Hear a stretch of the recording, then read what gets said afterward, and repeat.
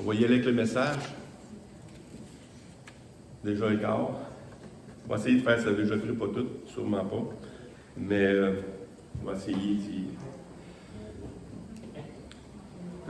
C'est un peu pour faire suite à ce qu'on a vu la semaine dernière sur la justification. Un message vraiment qui nous démontrait comment nous avons reçu ce sacrifice-là de Christ qui nous justifie, mais la grandeur de cette justice-là qui non seulement a été faite, mais nous est donnée également. Quand on va faire les choses, c'est à cause de sa justice qu'on peut accomplir les choses. C'est à cause de sa justice qu'on peut dire les choses. Et non seulement c'est un don, mais c'est aussi une position en tant que fils de Dieu. C'est une position que personne n'a pu avoir de toute éternité.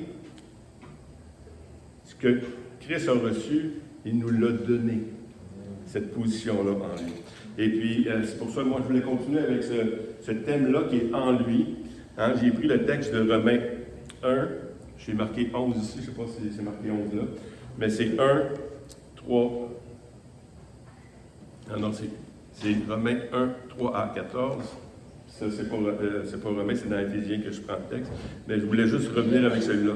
Pourquoi? Parce que c'est par un texte comme un verset comme celui-là qu'on comprend que tout ce que nous avons, tout ce qu'il nous donne, toutes les bénédictions de Dieu, si on ne comprend pas ce texte-là de Romains 11, 36, on le prend de côté.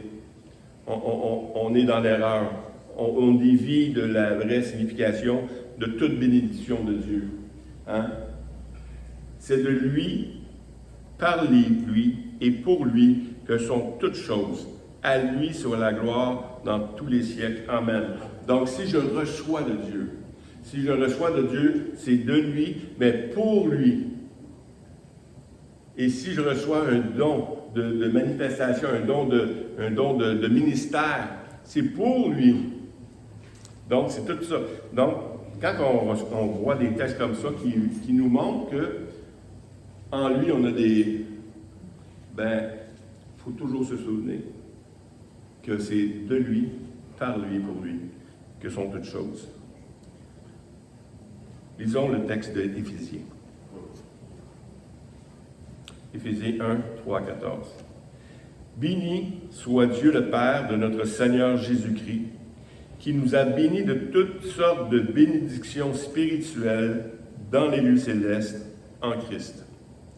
En lui, Dieu nous a élus avant la fondation du monde pour que nous soyons saints et irrépréhensibles devant lui, nous ayant prédestinés dans son amour à être ses enfants d'adoption par Jésus-Christ, selon le bon plaisir de sa volonté, à la louange de la gloire de sa grâce qu'il nous a accordée en son bien-aimé. En lui, nous avons la rédemption par son sang, la rémission des péchés selon la richesse de sa grâce, que Dieu a répandue abondamment sur nous par toute espèce de sagesse et d'intelligence, nous faisant connaître le mystère de sa volonté, selon le bienveillant dessein qu'il a formé en lui-même pour les mettre en exécution, lorsque les temps seraient accomplis, de réunir toutes choses en Christ, celles qui sont dans les cieux et celles qui sont sur la terre. En lui, nous sommes aussi devenus héritiers et ayant été prédestinés suivant la résolution de celui qui opère toutes choses après le conseil de sa volonté, afin que nous servions à la louange de sa gloire. Nous qui d'avance avons espéré en Christ. En lui, vous aussi, après avoir entendu la parole de vérité, l'évangile de votre salut en lui, vous avez cru et vous avez été scellés du Saint-Esprit qui a été promis, lequel est un gage de notre héritage pour la rédemption de ceux que Dieu s'est acquis à la louange de sa gloire. Alors, Seigneur, le texte de Paul qui nous montre tous ces bienfaits qui se trouvent en toi, Seigneur. Comme tu nous dis, Seigneur, tout don parfait descend d'en haut du Père des Lumières. Ces dons, Seigneur Dieu, que tu nous donnes. Le salut, Hein, le fait que tu nous as élus, tu nous as prédestinés, afin que nous puissions servir à quelque chose, Seigneur. Tu nous as vraiment sauvés par ton sang. Et, Seigneur, tu nous as donné le Saint-Esprit, afin que nous puissions accomplir maintenant ce que tu nous as demandé avant de partir. Alors, Seigneur, bénis ta parole ce matin, afin qu'on puisse voir les merveilles qui viennent des cieux. C'est cet héritage qui appartient à tes enfants. Bénis-les, Seigneur, afin que nous puissions les saisir et les mettre en application. Dans le nom de Christ. Amen. En lui. On va reprendre Éphésiens 1, 3, 4, 3. Béni soit Dieu, le Père de notre Seigneur Jésus-Christ, qui nous a bénis de toutes sortes de bénédictions spirituelles dans les lieux célestes en Christ. Si Sylvain vous bénit de toutes sortes de bénédictions, il est très limité. Mais si on vous dit que Dieu vous a béni de toutes sortes de bénédictions spirituelles, c'est lui, céleste. Ça vient tout d'en haut, ça vient tout de lui. C'est lui qui est le plus riche. Hein? Si tu dis que tu hérites de Bill Gates, hein? Est-ce qu'il y a quelqu'un ici qui aimerait être dans ses héritiers? Il y en a qui disent non. J'ai ce qu'il faut. J'ai juste ce qu'il faut. Mais quand même, hein? Mais là, celui qui nous dit qui donne toutes sortes de bénédictions spirituelles dans les lieux célestes, c'est que tout appartient à Dieu. Même les richesses injustes lui appartiennent. Et ces richesses-là, même, peut nous les donner. Mais ici, il ne parle pas de ces richesses-là. Il parle de tout ce qui est spirituel. Puis ça, il faut le comprendre dans le texte ici. Et ce que je veux faire ressortir du texte aujourd'hui, c'est que, comme la semaine passée, on a parlé de justification, de ce qui est tout accompli. Maintenant, je veux parler ici de tout ce que nous avons en lui. Parce que c'est Dieu qui nous donne des choses et, effectivement, tout vient de lui. Il nous a donné toutes sortes de bénédictions spirituelles dans les lieux célestes en Christ. Des fois, on lit un texte comme ça, on dit, oui, mais il nous a donné ça dans les lieux célestes. Est-ce qu'aujourd'hui, on peut en profiter? Hein? Ben oui. Ben oui, c'est ça. Mais non, mais tu dis oui, mais je suis sûr qu'il y a plein de monde qui pense que, oui, un jour, on va être béni, tu sais. Non. Oui, c'est Dieu qui est dans les lieux célestes. Hein? C'est Dieu qui donne les bénédictions spirituelles dans les lieux célestes. Mais les lieux célestes nous appartiennent. Hein? Si on est co-héritier de Christ, si Christ est héritier et nous sommes co-héritiers de Christ, tout nous appartient. Et si on dit que tout nous appartient, ici, c'est tout ce que Dieu veut donner. Puis Dieu veut donner toutes choses pour accomplir son plan. C'est pour ça que j'ai mis avec une évidence que tout est de lui, par lui et pour lui. Hein? Si je pense que je reçois et que je suis béni financièrement parce que Dieu m'aime, peut-être, t'es chanceux, mais c'est pas ça les bénédictions que Dieu donne. Les bénédictions que Dieu donne, c'est pour lui tout le temps. Dieu nous donne pour qu'on puisse bénir les autres. C'est comme la bénédiction d'Abraham, béni pour bénir. Si c'est pas ça que tu comprends dans les Écritures, tu es à côté de la plaque. Il faut comprendre ça. Le Colossiens 1,16 dit « Car en lui ont été créées toutes choses qui sont dans les cieux et sur la terre, les visibles et les invisibles. Trône, dignité, domination, autorité, tout a été créé par lui et pour lui. Hein? Encore un autre texte qui en parle. Dans 2 Corinthiens 4, 16 à 18, il dit « C'est pourquoi ne perdons pas courage, et lorsque notre homme extérieur se détériore, notre homme intérieur se renouvelle de jour en jour. Car nos légères afflictions du moment présent produisent pour nous, au-delà de toute mesure, un poids éternel de gloire. Parce que nous ne regardons non point aux choses visibles, mais à celles qui sont invisibles. Les choses visibles sont passagères et les invisibles sont éternelles. » Wow! C'est qu'est-ce qui a le plus de valeur? Qu'est-ce qui a le plus de valeur pour un chrétien? Oui, on a des bonnes choses. On a la guérison, on prie pour la guérison, on a la guérison, mais même la guérison est temporaire. Hein? Jésus a fait des résurrections. C'est encore temporaire. Il y a eu des résurrections que Jésus a faites, mais il a fallu qu'il meure encore. Les autres, ceux qui ont été ressuscités. Mais il y a des résurrections qui sont éternelles. Ça, c'est celle de la nouvelle naissance. C'est ça qui parle par la suite. Les choses visibles sont passagères, mais les autres sont éternelles. Dans Luc 4, 5 à 7, le diable, l'ayant élevé, lui montra en un instant tous les royaumes de la terre et lui dit, je te donnerai tout ce que cette puissance et la gloire de ces royaumes, car elle m'a été donnée et je la donne à qui je veux. Si donc tu te prosternes devant moi. Je ne sais pas s'il était au courant à qui il parlait. Là. Mais lui, il savait toutes choses. Hein? C'est comme si je vais te donner un petit 3,5. Puis tu as déjà une grosse maison qui t'attend, tu sais. Ça n'a aucun sens. Mais ici, qu'est-ce que Satan est en train de dire? C'est qu'elle m'a été donnée et je la donne à qui je veux. Il y avait quand même une certaine autorité. Hein? Il avait quand même reçu quelque chose qu'il pouvait donner à qui il veut. Est-ce que vous avez déjà entendu dire, tu sais, les chanteurs, des rock, des fois, qui font des pactes avec le Satan, puis hein, si je vais te servir, si tu me donnes ça, et il peut donner des choses. Ça existe. Mais c'est rien. Il ne peut rien donner d'éternel. Et de vivant. C'est quelque chose qui va tomber à la mort de toute façon, et c'est quelque chose qu'il va falloir qu'il paye le prix un jour. Mais, gloire à Dieu, qui nous a libérés de ces choses-là. Parce que même Jésus disait dans Jean 18, 36, « Mon royaume n'est pas de ce monde. Hein, » quand il parlait répondit Jésus, « Si mon royaume était de ce monde, mes serviteurs auraient combattu pour moi afin que je ne fusse pas livré aux Juifs. Mais maintenant, mon royaume n'est pas d'ici-bas. » Jésus savait qui il était. Quelque chose de plus grand l'attendait. Et ce qui l'attendait, il savait déjà. Il savait qu'il y avait des anges. J'aime ça que tu dis, Jésus savait qui il était. Ouais. Ça, c'est tellement évident lorsqu'on lit des Écritures. La lutte, c'est pas ça.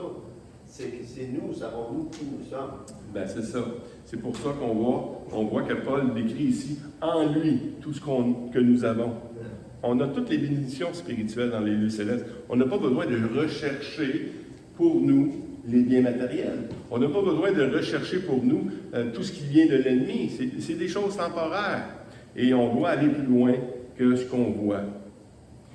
Il y avait des apôtres, à un moment donné, qui ont commencé à goûter au don de Dieu. Hein? Dans Luc 10, 17 à 20, il dit « Les 70 revinrent avec joie en disant « Seigneur, les démons même nous sont soumis en ton nom. » Jésus leur dit « Je voyais Satan tomber du ciel comme un éclair.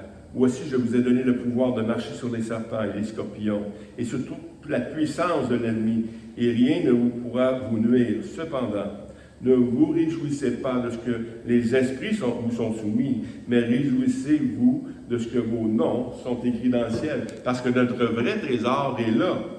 Et ce trésor-là, on peut déjà l'y goûter. Il n'a pas dit « réjouissez-vous pas de ce qui se passe ». Parce qu'on doit avoir des victoires. On doit avoir la victoire sur l'ennemi, là. Mais le vrai trésor est celui de Dieu. Celui que Dieu donne. Colossiens 1, 12 à 13. Rendez grâce au Père qui vous a rendu capable d'avoir part à l'héritage des saints dans la lumière, qui nous a délivrés de la puissance des ténèbres, qui nous a transportés dans le royaume de son Fils, dans le royaume du Fils, de son amour. Déjà là, c'est une des puissances que Dieu a fait. Et il nous a transportés, il nous a pris là où on n'était pas capable de se sortir. Là, je prêche souvent sur tous les jours. Je prêche à des gens qui veulent se suicider, qui n'ont aucun espoir. Puis le monde lui dit, non, prends-toi en main, sors-toi, t'es capable. Le gars, ça fait des années qu'il est dans le trou, puis il essaye de se lever lui-même. Il dit, non, t'es pas capable. Ça prend uniquement Dieu qui nous sort de notre trou. Et ici, il dit, rendez gloire à Dieu, qui nous a rendus capables. C'est lui qui rend capable. Jésus, c'est notre espoir. Et c'est lui qui nous donne tout. Tout don parfait vient de Dieu. Dans Matthieu 16, 19, il dit, je te donne les clés du royaume des cieux. Ce que tu lieras sur la terre sera délié dans les cieux, et ce que tu délieras sur la terre sera délié dans les cieux. Wow! Déjà, on voit ici des choses que Dieu nous donne dans sa bénédiction, c'est les clés du royaume. Et il n'a pas dit ici on peut dire, est-ce que vous lirez dans le ciel? Ça, c'est la part de Dieu. Mais est-ce qu'on va lier ici dans le ciel? Est-ce qu'on va lier ici sur la terre? Ça, Dieu va faire la part, va lier dans le ciel. Est-ce qu'on va délier? Sera délié. Ça, c'est merveilleux. Juste de penser que Dieu a donné ce pouvoir-là à l'homme, moi, ça me fait peur. Pas vous? Écoutez, la destinée de l'humanité, Dieu dit, c'est à mon Église qu'il la donne. Est-ce que vous comprenez ce que je dis? La destinée de tout le monde ici, sur cette terre, c'est à l'Église que je la donne. Je vous donne les clés du royaume des cieux. Il l'a dit premièrement à Pierre, mais on va le voir plus tard, qu'il l'a dit à quelqu'un d'autre. Wow! Tous les dons qui viennent du ciel. Colossiens 3, 1 à 4. Il dit, si donc vous êtes ressuscités avec Christ, cherchez les choses en haut où Christ est assis à la droite de Dieu. Affectionnez-vous aux choses en haut et non à celles sur la terre, car vous êtes morts et votre vie est cachée en Christ, en Dieu. Quand Christ, votre vie paraîtra, vous paraîtrez aussi. Il y a des choses ici qu'on voit que tu vas faire de l'évangélisation, là. Et je ne sais pas si vous savez, quand on fait de l'évangélisation, des fois ça va bien. Mais des fois ça va mal. Des fois on est jugé. Des fois on est rejeté. Mais qu'est-ce que Christ nous dit? C'est pas vous qui rejetez. C'est moi. C'est quelque chose que Dieu nous a donné. La preuve que c'est Jésus qui rejette. Dans toutes vos relations, là, si vous ne parlez pas de Christ, vous ne serez jamais rejeté. À moins que vous soyez une tête à claque. Là. Mais si vous êtes aimable, dans tous les milieux, ils vont vous accepter. Mais la preuve que quand vous parlez de Christ, c'est là qu'ils vous rejettent. C'est la preuve que ce n'est pas vous qui rejette. C'est le Christ qui rejette. Wow. On est tellement en lui, tellement... Éphésiens 2,6, il dit, il nous a ressuscités ensemble, il nous a fait asseoir ensemble dans les lieux célestes en Christ. On est déjà là. Il n'a pas dit, il vous le fera asseoir dans les lieux célestes en Christ. Nous sommes déjà en lui. Rappelez-vous quand Paul il a voulu persécuter l'Église. Je n'ai pas mis de verset là. Quand Paul a persécuté l'Église, qu'est-ce que Jésus lui a dit? Pourtant, il persécutait l'Église. Je suis Jésus. Il dit, pourquoi tu me persécutes? Ben, qui es-tu? Je suis Jésus que tu persécutes. Il n'a pas dit, c'est l'Église, c'est mon Église que tu persécutes. Je suis Jésus que tu persécutes. On est caché en lui. Nous sommes un avec lui. Fait qu'imaginez que quand quelqu'un veut faire du mal à un chrétien, ça ne va pas bien. Parce que c'est directement à Dieu. Fait que quand il nous rejette, nous, c'est lui qui le rejette. Hein? Éphésiens 4, 1, 4 à 6. En lui, Dieu nous a élus avant la fondation du monde pour que nous soyons saints et irrépréhensibles devant lui, nous ayant prédestinés dans son amour à être ses enfants d'adoption par Jésus-Christ, selon le bon plaisir de sa volonté, à la louange de sa gloire, de sa grâce, qu'il nous a accordé dans son bien-aimé. C'est quelque chose qui nous est accordé, ça. Ça, là, wow! chaque personne qui voudrait désirer ça ne peut rien faire pour l'avoir. C'est Christ qui l'a fait. C'est Christ qui nous accorde d'être en lui. C'est tellement une vérité importante à saisir que tout est de lui, par lui, pour lui. Puis c'est lui qui nous donne ces choses-là. C'est tellement merveilleux quand on les comprend. Hein, dans Matthieu 22, 14, il dit « Car il y a beaucoup d'appelés, mais peu d'élus. » Dieu nous a élus. Ça veut dire quoi, élus? Il nous a choisis. Chacun de nous. Il nous a choisis. Hey, c'est pas... non, c'est moi qui l'ai choisi. Non. Si Dieu n'agit pas dans ta vie, tu ne peux pas le choisir. Parce que si lui fait une action, tu es comme tous les autres hommes, tu lui en veux à Dieu. Tu veux pas Dieu. Mais la journée que Dieu te touche ton cœur, il te montre ta misère, là, tu peux le saisir. Il y a un de mes cousins que la semaine passée, j'ai prêché un peu ce que je faisais comme évangélisation.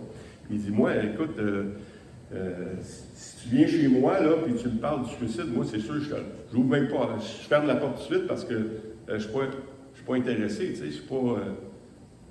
Il dit, comment tu fais pour en parler aux gens? Ben, c'est bien simple. Je leur en parle, puis quand ils ont un besoin, ils sont contents que je sois là. Tu sais, c'est comme tu lances une bouée de sauvetage à quelqu'un, mais le gars est en train de se baigner. Il n'y en a pas besoin de la bouée de sauvetage, mais celui qui a besoin d'être sauvé, vas-tu être content d'avoir la bouée? Je vais vous compter à chaque semaine, même à chaque jour, les gens que je rencontre qui sont contents de recevoir la bonne nouvelle de l'Évangile. Hein, cette semaine, j'étais là avec Hélène. La journée qu'Hélène est venue avec moi, j'étais allé dans une petite maison. Puis la femme était là. Puis là, je me présente en prévention de suicide. Puis là, elle se met déjà, jouer déjà à les yeux de l'eau dans les yeux. OK. Puis là, elle me compte qu'elle a perdu son fils par suicide. OK. Fait que là, je compte un peu le témoignage de Claude Tremblay, c'est qu'il a perdu son fils par suicide. Puis c'est pour ça qu'on fait ça présentement. Puis j'explique que Claude explique dans son livre comment lui s'en est sorti premièrement, mais surtout comment on peut s'en sortir du suicide, parce que c'est les idées qui nous amènent au suicide, c'est pas les événements. Tout le monde vit les mêmes événements, mais les idées qu'on a de nous-mêmes, de la vie et de la mort, c'est ça qui nous amène au suicide. Puis là, elle était émerveillée de voir que c'est exactement ce que je comprends, tu sais. Puis là, elle me fait rentrer dans la maison, son frère, il est là. Puis là, son frère aussi avait fait une tentative de suicide. Elle a pensé au suicide. Puis là, son frère, il dit, écoute, moi, je veux rien savoir des religions. OK? Mais moi, je ne te parle pas de religion, je te parle de spiritualité. Je te parle que celui qui met sa confiance en quelque chose qui est plus grand que lui, il peut avoir de l'espoir. Il dit, ça, je suis d'accord. Il dit, moi, je crois au Père, je crois au Fils, je crois au Saint-Esprit. Gloire à Dieu.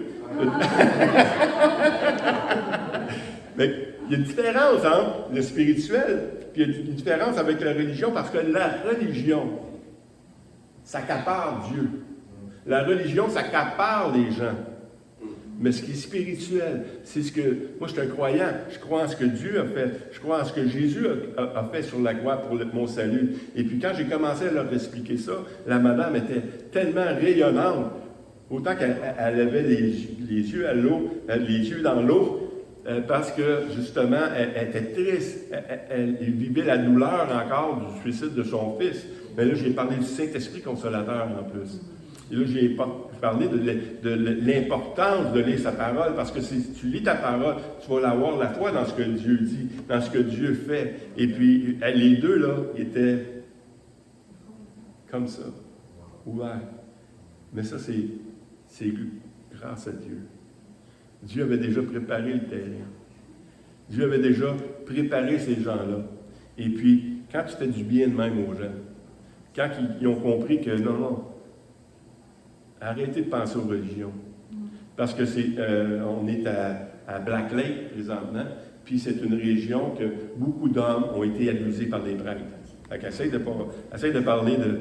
Tu sais, soit tu te passes pour un témoin de Jéhovah, hein, là, il faut que tu défendes ça en premier.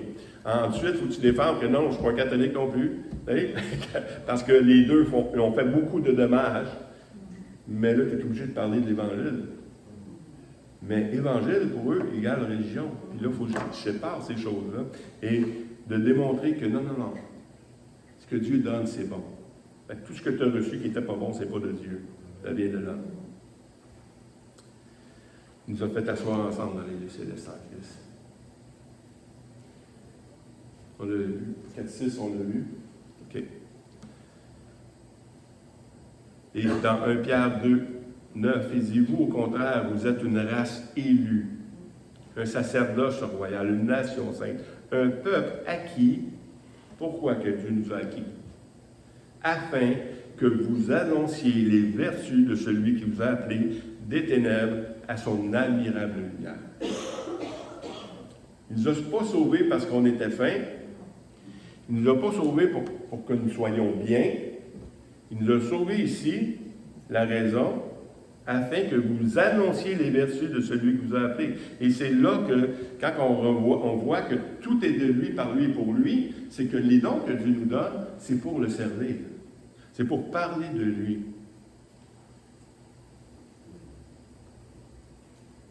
Dans Éphésiens 3, 10 à 12, afin que les dominations et les autorités dans les lieux célestes connaissent aujourd'hui, par l'Église, la sagesse infinie variée de Dieu, selon le dessein éternel qu'il a mis en exécution par Jésus-Christ, notre Seigneur, en qui nous avons, par la foi, en lui, la liberté de nous approcher de Dieu avec confiance. Wow.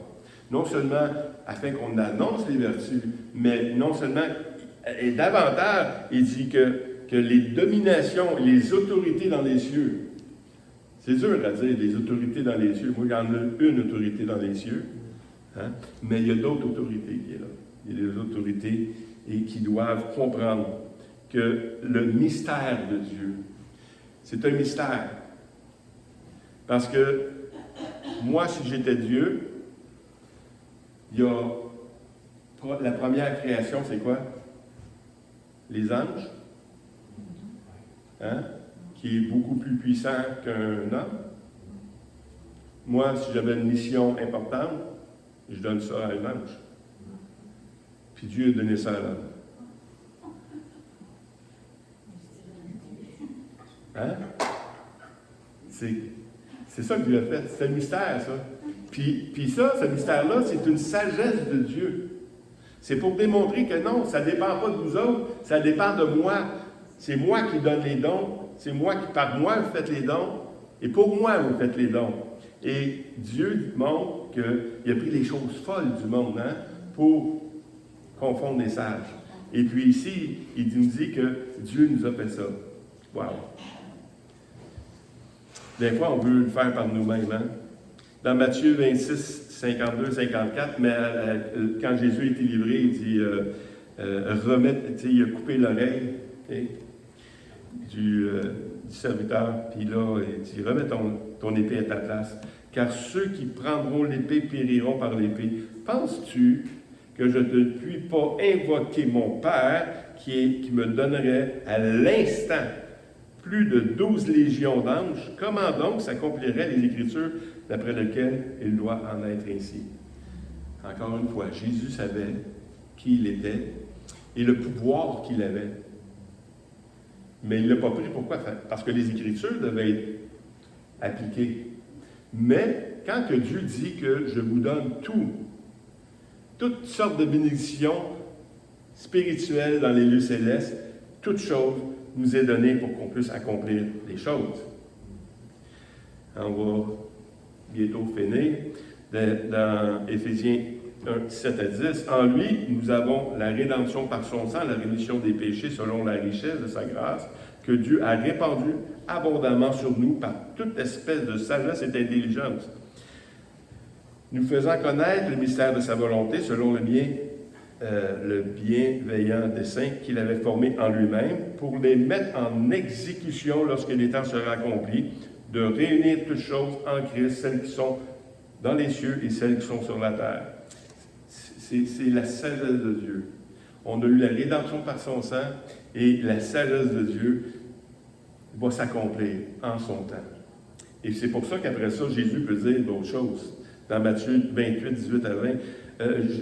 Jésus s'est approché, il parle ainsi, « Tout pouvoir m'a été donné dans le ciel et sur la terre. Allez, faites de toutes les nations des disciples, les baptisants au nom du Père, du Fils et du Saint-Esprit, et enseignez-leur à observer tout ce que je vous ai prescrit. Voici, je suis avec vous tous les jours jusqu'à la fin du monde. » Jusque les temps soient accomplis qu'on venait de lire, maintenant les temps sont accomplis. Jésus est ressuscité, il lui dit, « Tout pouvoir maintenant m'a été donné. » Je l'avais, mais je n'avais pas la liberté d'accomplir ce que je voulais. Hein? Comme tu l'as dit à Pierre, j'aurais pu demander à 12 légions d'anges, mais je ne pouvais pas, parce qu'il fallait que ça accomplisse. Mais maintenant qu'elle est accomplie, la volonté de Dieu, là maintenant, tout pouvoir m'a été donné. Puis qu'est-ce que Jésus dit? « Je vous donne tout pouvoir. » Wow! Ce que Jésus nous a donné, ce que lui a reçu de Dieu, il nous le donne également. Dans Romains 10, 12 à 15, il n'y a aucune différence en effet entre le juif et le grec, ils sont tous un même Seigneur qui est riche.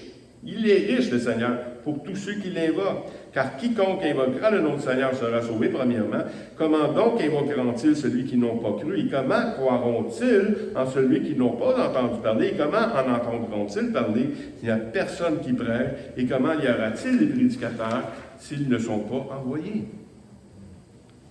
Dieu nous donne des dons. Et un de ces dons-là, c'est pour lui. Et une des preuves, je vais sauter au 11-12, dans Éphésiens 11-12. Ah, là. On a sauté quelques-uns pour finir à l'heure, mais c'est pour démontrer que c'est Dieu qui nous donne. Puis la chose qu'il nous donne pour accomplir le ministère dans lequel Dieu nous appelle, c'est celui-ci. En lui, nous sommes aussi devenus héritiers, ayant été prédestinés suivant la résolution de celui qui opère toutes choses, d'après le conseil de sa résolution. Ça, l'as-tu lu? De sa volonté. Afin que nous servions à la louange de sa gloire. On va servir. Dans Romains 8, 17. Or, si nous sommes enfants, nous sommes aussi héritiers. Et si nous sommes héritiers de Dieu et co-héritiers de Christ, si toutefois nous souffrons avec lui, afin d'être glorifiés avec lui. Comme lui. Comme lui. Lui a souffert, il a tout reçu. Nous allons souffrir aussi. Je vous le dis.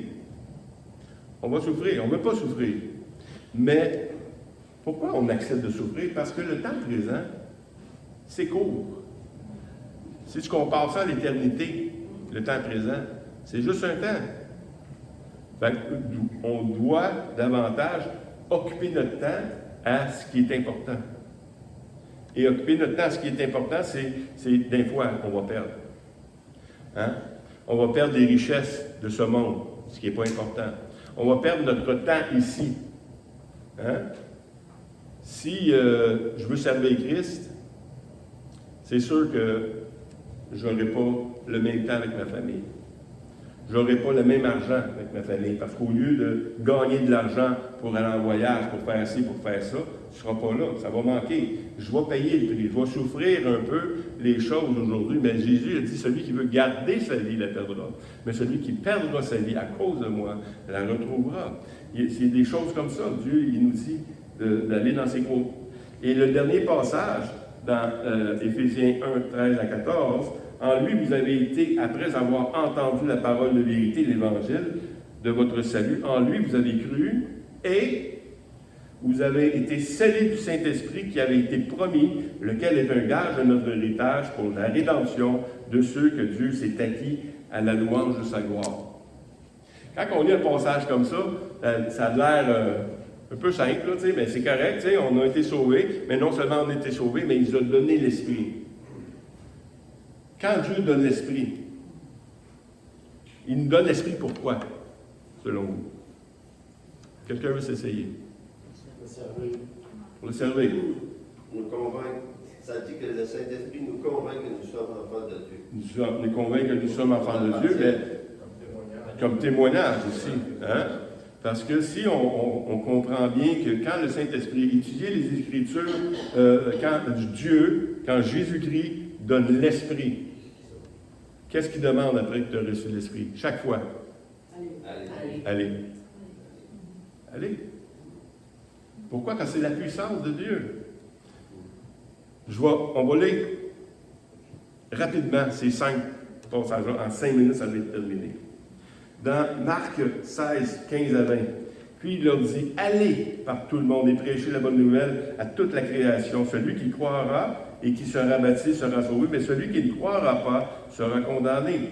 Voici les miracles qui accompagnera ceux qui auront cru en mon nom. Ils chasseront des démons, ils parleront de nouvelles langues, ils saisiront des serpents. S'ils boivent quelques breuvages mortels, il ne leur fera point de mal. Il imposera les mains aux malades et les malades seront guéris.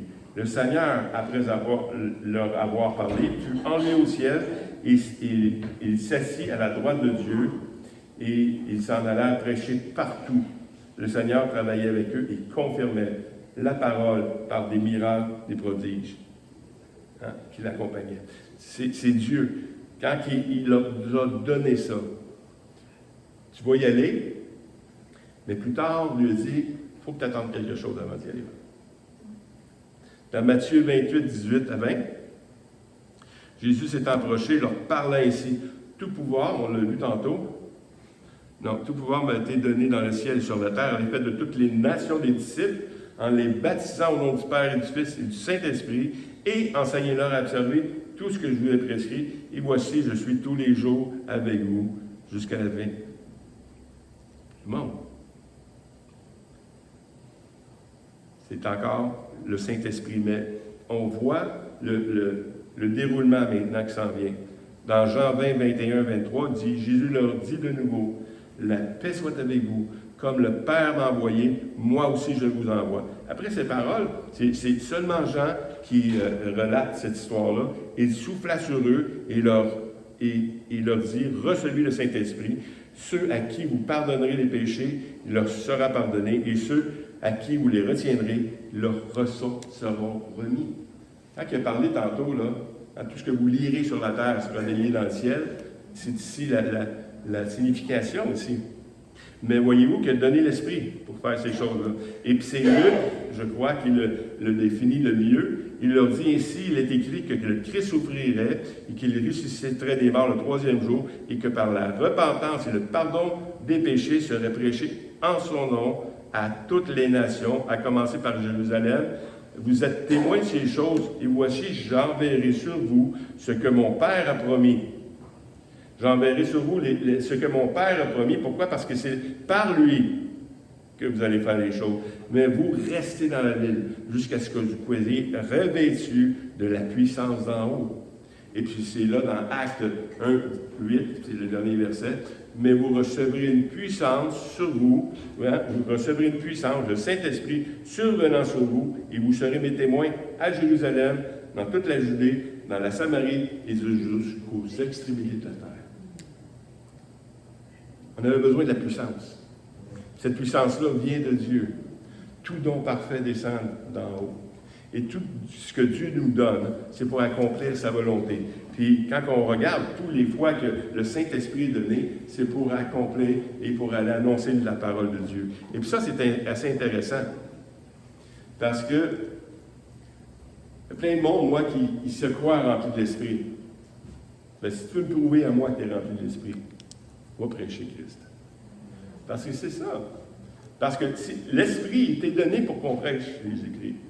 Mais si on dit, moi je suis rempli de l'Esprit, mais tu ne prêches pas Jésus-Christ, écoute, il y a quelque chose, soit que tu n'as pas compris, ou que tu as pris quelque chose de Dieu, puis tu ne l'as pas mis en application. Oui, mais moi je suis gêné. Tu vous dites du témoignage de Pasteur Jeff, qu'est-ce qu'il a dit? Hein? Pasteur Jeff, c'est un homme extrêmement gêné. Mais quand il a reçu l'onction de Dieu, c'est là qu'il a commencé à prêcher la parole. Et puis le Seigneur lui a montré un jour, quand il a dit, je vais t'enlever l'onction, tu vas voir ce que c'est fait. Il est redevenu exactement avant sa conversion. Gêné. Mais l'onction de Dieu qui est redevenue tout de suite après, il a démontré la différence. C'est vraiment de toi, Seigneur. Je ne peux pas m'appuyer sur moi-même. Je ne peux pas m'appuyer sur ma connaissance. Même si j'ai étudié pendant 12 ans à l'école biblique, c'est pas grave. C'est pas ça qui fait une différence pour aller prêcher le Seigneur. C'est la puissance du Seigneur. C'est son Saint-Esprit qui vient nous animer. C'est ça qui est à sa gloire. Puis quand on parle des choses que Dieu nous a données, pensez à ça. Oui, c'est le fun, mais il y a quelque chose de plus merveilleux que ça encore. C'est ce qui nous attend en haut. Amen. Ça, on peut commencer déjà à les saisir, à les goûter, à les vivre ici. C'est ça qui est merveilleux. Ah, Seigneur, tu nous as tellement donné de bénédictions, Seigneur. Et cette bénédiction qui est le gage de notre héritage, de tout ce qu'on va avoir par la suite, Seigneur, c'est ton Saint-Esprit. Alors, Saint-Esprit, je te demande de venir nous animer en tant qu'Église, de nous animer en tant que chaque personne, Seigneur. Tous ici, on a l'usage de la parole. Mais toi, tu peux nous utiliser pour qu'on puisse faire connaître les mystères, qu'on puisse faire connaître ce que tu as fait en Jésus-Christ pour chacune des personnes.